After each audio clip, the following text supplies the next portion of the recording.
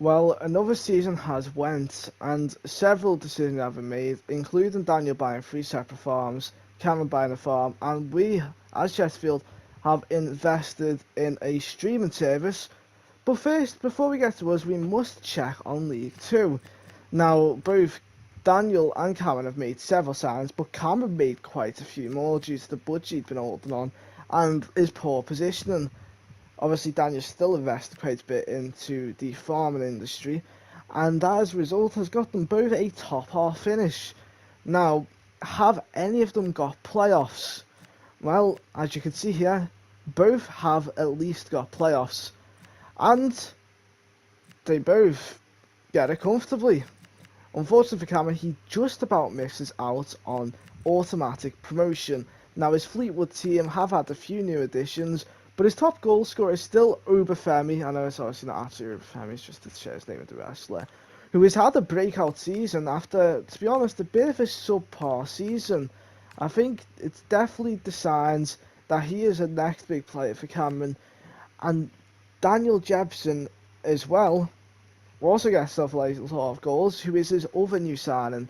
Obviously, you can go through his plays there. Harvey White, another addition to the squad. So yeah, a overall fairly solid season, and it's enough to get him playoffs. And assist, it's still Obafemi with Daniel Jepson, and then obviously a few others. His goalkeeper picks up 14 clean sheets, even at his old age. Unfortunately, can't upgrade him too much for him because, as I said, I have established older players can't go up as much. On the other end of things, Maciek Holston gets the most goals for Daniel. And this is a bit out of nowhere. He had a good season last season and did warrant a few upgrades, but he wasn't upgraded dramatically, and Daniel is still playing with the CDM. However, Maciek Holston is clearly the best player at the team now, outscoring this dude who I can't say the name of. Although he still had a great season of his own, and Tyrese Campbell finally has a better season and is still not great by Tyrese. Maybe he just needs a better midfielder. Although, as established, it is Matt Holston who has had the most goals, so, you know, there is something wrong with Tyrese Campbell. Maybe Daniel just needs to figure out how to work him better. Before we get into the juicy stuff and a potential playoff final between Crew Alexandra and Fleetwood, we must go through the FA Cup, where as you'll see here, we haven't had a FA Cup run, but we can say that both us and Daniel went down quite comfortably as his Crew Alexandra team falls short of Chelsea 3-2 away, which is an impressive feat, even if they might have been playing the weaker squad, and we also fall to Arsenal 3-2 at home, but still a fairly big feat to even be in the competition and go up against Arsenal and Chelsea and actually put on a show. I can't find Fleetwood. Where's Fleetwood gone? Fleetwood went out in the second round. Who was it to? It was to MK Dons, who are in the league above, which we will get to very shortly. Nothing in the Carabao Cup, as you can see here. I'm not going to bother going through. You don't want to see the rubbish. We did all go out quite early. Virtue Trophy cannot be retained by us, as it is Portsmouth running away with it. We have a stinker, but at least Alexander and Fleetwood got out. We unfortunately got grouped to Preston and Bradford.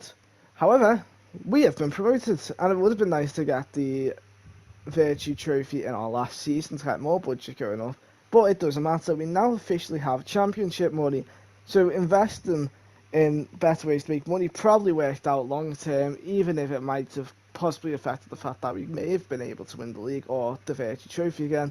So yeah, there's us and Cardiff going up. To be honest, I think we made a mistake. I think Cardiff were already up, but it will be Plymouth, Preston, Sheffield Wednesday and Oxford there. Scrolling down, we will see there's AFC Wimbledon, Walsall, Port Vale, Northampton all going back down by Port Vale, who have only just been relegated for the first time. We have unfortunately been robbed. Fleetwood Town vs Alexander is not going to be the final, and instead it's going to be Fleetwood vs Oldham, where we see Fleetwood win on penalties 2-1. So it is officially Cameron going up with his Fleetwood side, and we do then end up with a promotion of Wigan, Notts County, Mansfield and Fleetwood all going up. As established, relegation to Northampton, Port Vale, Walsall and Wimbledon. This is just so it's easier for me to remember where everyone is. So, yeah. Cardiff and Chesterfield obviously go up. And winning the playoff is Plymouth. So Preston miss out on promotion and it is instead Plymouth. So that is quite interesting. And at least means another new team will be going up. Bolton unfortunately go down after gaining a tiny bit of momentum. Unfortunately, it wasn't enough, and it does see them go down dead last with Huddersfield and Wickham. But it was a good run by Bolton whilst it lasted. Going up the table, you will see that Middlesbrough fall to 13th after being relegated, which means that the playoff will be between Burnley, Coventry, Birmingham, and Sheffield United, with Ipswich and Wolves both going up. And the team who does go up is, unfortunately for the interest, Burnley. Finally, we do see the departure of Brentford, Leeds and Southampton from the Premier League, with Hull City pulling a shock survival by 11 points, so it wasn't too close. So we can give it well to the Tigers. They've actually survived, and I didn't see that coming. But we do see similar top 6, so maybe we get there next season. To make things easier for myself, as annoying as this may sound, I am going to go through the relegated teams and show you who finished in the tops of the tables, just so it makes it easier for me whilst editing, so I'll be able to get this stuff done quicker. But it's Hamburg and Bochum who both go down, with FC Polio, with Hertha and Union Berlin both going back up, with Heidenheim also having a chance to get back promoted. It is Magdeburg, Karlstern and Braunschweig. I've probably pronounced these all. I said this is where it becomes a problem. I can remember all the English teams, but I can barely remember the second division teams of other countries of who's going up and down. So this is done to make it fair for those teams. We do see Ulm, Duisburg and Hansa Rostock all in promotion chances. Well, it's obviously only Hansa Rostock with the chance the other two automatically are. No surprise, the trend continues with Harvey Lorentz and Angers all going down. Well, Angers are new to going down, but Rems survive, which was surprising. That's the wrong way.